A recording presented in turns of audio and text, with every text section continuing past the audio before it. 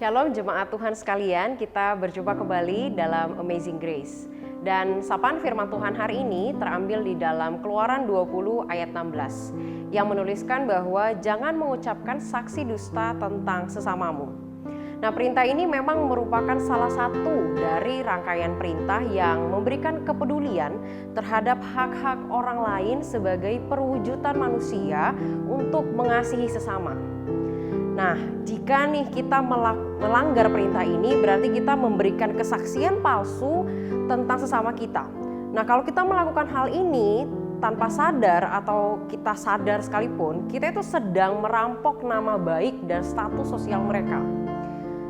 Perintah ini mencakup berbagai pelanggaran yang dapat kita kategorikan sebagai saksi palsu terhadap sesama, misalnya semua bentuk skandal atau fitnah, semua pembicaraan yang omong kosong, kabar angin, hoaks, semua kebohongan, pernyataan yang dilebih-lebihkan atau yang dikurang-kurangi, ataupun distorsi-distorsi terhadap kebenaran.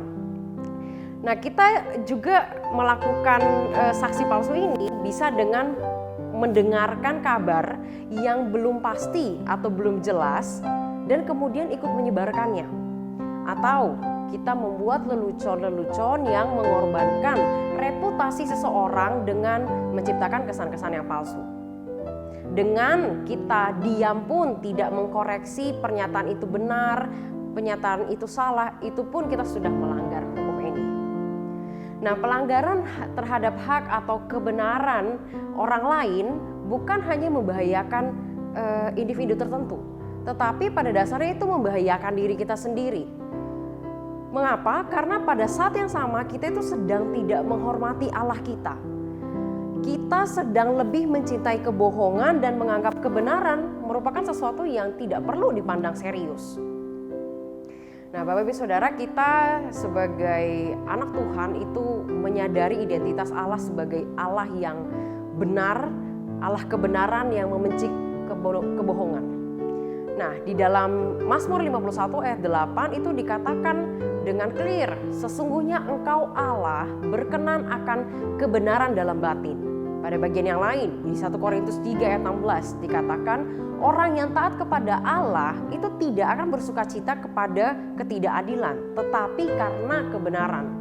Dan di Efesus 4 ayat 25 itu menyampaikan dengan sangat clear perintah bahwa berkatalah benar seorang kepada yang lain. Jemaat sekalian, memang di dalam dunia yang penuh dosa ini kita pun pasti struggling dengan kelemahan kita. Kita sadar bahwa menjaga integritas itu sangat penuh dengan tantangan dan kita memang butuh pertolongan dari Allah sendiri.